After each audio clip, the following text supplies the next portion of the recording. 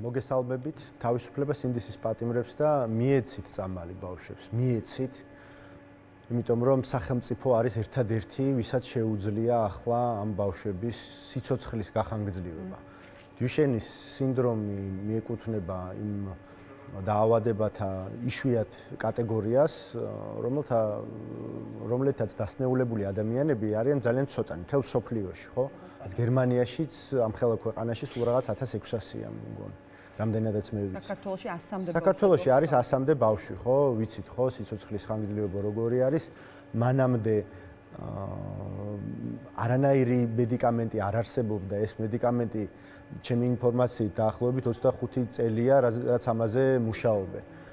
ქართული ოცნების რეჟიმისგან იღებენ პასუხს, რომ ეს არ არის ბოლომდე რაღაცა ტესტით და რაღაცა ექსპერიმენტით ბოლომდე დადასტურებული, გვერდით ამოვლენები აქვს და სხვას რას თავაზობენ. სხვა ალტერნატივა ხომ არ არსებობს. არსებობს მხოლოდ ერთი გზა, ეს პაციენტების მდგომარეობა მხოლოდ რეგრესირებს და სასწორზე დგას ადამიანის სიცოცხლე. როდესაც საქმე ეხება იშვიათ დაავადებებს და ვიცით რომ შეიძლება ეს ინექცია იქნება თუ სხვა ტიპის მკურნალობა იყოს ძალიან ძვირი. ამას პრაქტიკულად მთელ მსოფლიოში ერთი მოქალაქე თუ ის არ მიეკუთვნება რაღაც ძალიან მაღალი მატერიალური შესაძლებლობის მქონეთა კატეგორიას, ვერავინ ვერ შეძლებს და ყველგან ამას აკეთებს მხოლოდ და მხოლოდ სახელმწიფო. მით უმეტეს, როდესაც არის სახელმწიფო შეკვეთაზე საუბარი, იქ არის კიდევ რაღაცა შეღავათები, იქ არის რაღაცა სასაჩუქრე ნაწილიც და ამ ყველაფრით შეიძლება რომ ბავშვებს გაუხანგრძლივდეთ სიცოცხლე. სიცოცხლის უფლება ერთ-ერთი ფუნდამენტური უფლება არის, ხო, ადამიანისა ნებისმიერ სახელმწიფოში.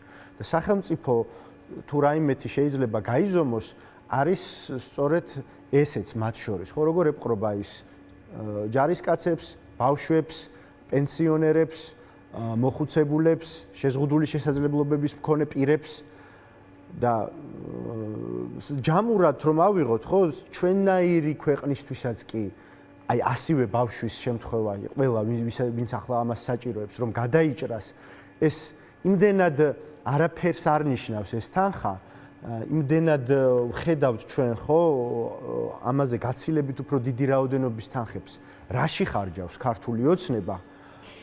პრემიებში, დანამატებში, ახლა საერთოდ 15%-მდე შტატგარეშე თანამშრომლების ლიმიტი დაუწესეს საჯარო უწყებებს, ხან პოლიციის დღეს აღნიშნავენ, ყველა საკრებულოში ახლა ხალხის ძალას ფრაქციები შეუქმნეს თავისივე სიით გაყვანილ ხალხს, რომ დამატებით კიდევ ყოველწლიურად 5 მილიონი საქართველოს ბიუჯეტიდან დაიხარჯოს ამაში, კიდევ ევროპელ სოციალისტებს უქმნიან და რამდენი რამ შეიძლება ჩამოვთვალოთ. მე არ მინდა რომ ეს საუბარი გადავიდეს რაღაცა პარტიულ დისკუსიაში და დისპუტში, იმიტომ რომ სასწორზე დგას ბავშვების სიცოცხლე.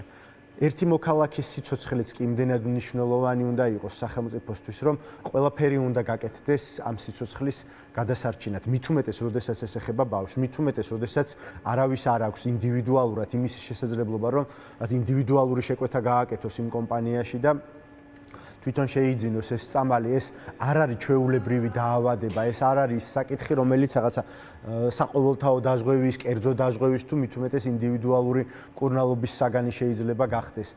და დამოკიდებულებას როგორ ვხედავთ, ანუ ამას ვერაუვლით გვერდს, ხო? ამდენი ხანია ეს მამაცი მშობლები, მართლაც მისაბაძი მოქალაქეები მართავენ აქციას კანცელარიის შენობასთან, ღამეებს ათენებენ და ხან პარალონები არ შეატანინეს, ხან საბნები იმ სიცივეში, ისედაც დასტრესილ ადამიანებს და კიდევ როგორი დამოკიდებულებით არის ჯანდაცვის მინისტრი, ამასაც ვხედავთ და ეს არის რაც გაგაცოფებს ელემენტარულად. მე გუშინაც ვიყავი იმ მარშზე, რომელიც განიმართა და პერიოდულად, როდესაც იმართება ხოლმე ეს აქციები, იქ უერთდები. ერთი მხრივ ძალიან დიდი სიამაყის განცდა მეუფლება, რომ ვხედავ მებრძოლ თანამოქალაქეებს, რომელთაც თავიანთი აქტიურობით მიიპყრეს უკვე ყურადღება. მე თვითონაც იქ მივდივარ როგორც ერთი მოქალაქე. როგორც პოლიტიკოსი თუ რაიმე მცირედით მაინც, აი რაღაცა რეზონანსს უფრო მეტად გავზრდი, ხო? წილობრივად, აი რა შეიძლება ერთმა ადამიანმა გააკეთოს. თუ უფრო მეტი იქნება ცნობიერება და რაც უფრო მეტი არის ამის შესახებ საჯარო სივრცეში გახმაურებული, მით უფრო მეტად ვიცით, ხო? ნებისმიერი ხელისუფლება ამას უფრო მეტ ყურადღებას აქცევს ხოლმე. გვაქვს კარგი მაგალითი 3 წლის წინ აქონდროპლაზიით დასნეულებული ბავშვების შემთხვევაზე, ხო? არავინ არ იცოდა დარწმუნებული ვარ 99.9%-მა ამ ქვეყანაში რა იყო ან აქონდროპლაზია, ან დუშენის სინდრომი, მაგრამ აი ეს აქტიურობა არის ძალიან მნიშვნელოვანი და უფრო მნიშვნელოვანი არის რომ მეტი სოლიდარობა გამოვხატოთ. მე გუშინდელი დღით აი მართლა კმაყოფილი ვიყავ, იმიტომ რომ ბევრი ადამიანი გამოვიდა და ვფიქრობ ეს არის საზოგადოებისთვის ღირსების საკითხი, რომ იმ მოქალაქეებს, ჩვენი საზოგადოების იმ წევრებს, ბავშვებს, რომელთაც შეიძლება სიცოცხლე ყველაზე ძვირფასი გაუხანგრძლივოთ როგორც მინიმუმ, აი არ დავანებოთ ხელისუფლებას ეს. არ დავანებოთ და ყველაფერი გავაკეთოთ იმისთვის, რომ ამ ბავშვებმა ეს წამალი მიიღონ. მე დარწმუნებული ვარ, რომ ბოლოს ეს ბრძოლა, ამ მშობლების ბრძოლა, აი მართლა ემოციების გარეშე შეუძლებელია ამაზე მსჯელობა, როგორი სიტყვით გამოდიან ეს მშობლები, როგორ მსჯელობენ აი თქვენს წინა ბლოგშიც იყვნენ, ხო? არაჩვეულებრივად ისაუბრეს კახა-წიქარიშვილი განსაკუთრებით ისედაც აქტიური არის სამოქალაქო პოზიციებით და მით უმეტეს, როდესაც მას ეხება ეს პრობლემა და მის შვილს ეხება, შეუძლებელია, ვინც არ უნდა იყოს. რავი, ქართული ოცნების ამომრჩეველი იქნება ეს თუ რა ვიცი, დეპუტატი იქნება, როგორ შეიძლება ეს გულთან ახლოს არ მიიტანო ადამიანმა თუ საერთოდ გულქვა არ ხარ და არ შეიძლება ესე ჯიბრში ჩადგომა, არ შეიძლება რომ რაღაცა პროტესტის ფორმას თუ იღებს, ამის გამო შენ გაჯიუტდე და გაჯიქდე, რასაც ქართული ოცნება აკეთებს. კი ბატონო. და გიორგი ცოტა დრო გვაქვს ან შენ და სხვა თემაზეც მინდა მოვასწრო რომ დაგისვა კითხვა და ამ ყველაფრის ფონზე ხარ რა პრობლემებზეც თქვენ საუბრობდით. რითი არის დაკავებული ხელისუფლება, რომ უნდა გაგვაკონტროლონ სოციალურ ქსელში რას დავწერთ, რას გავაზიარებთ, რა პოზიცია გვექნება და ასე შემდეგ გულისხმობ დინარაძის ახალ ინიციატივას.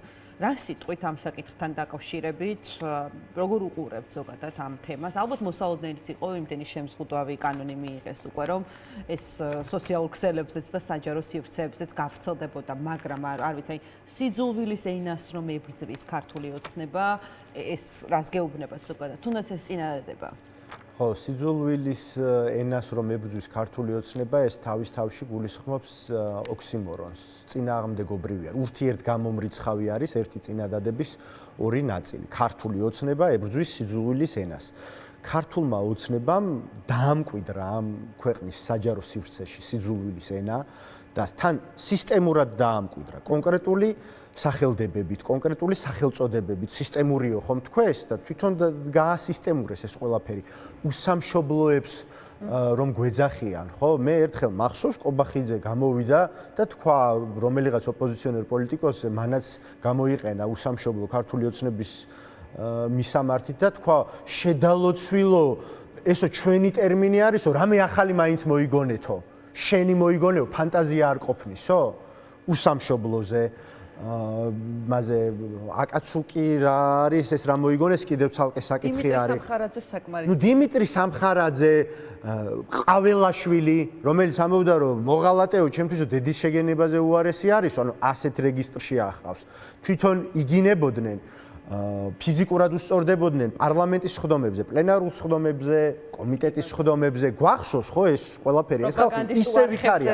პროპაგანდისტულ არხებზე რაც ხდება, წალეკილი აქვს ყველაფერი, ხო? ხან აგენტებს გვეძახიან, ხან გლობალური ომის პარტიის წარმომადგენლებს და ასე შემდეგ.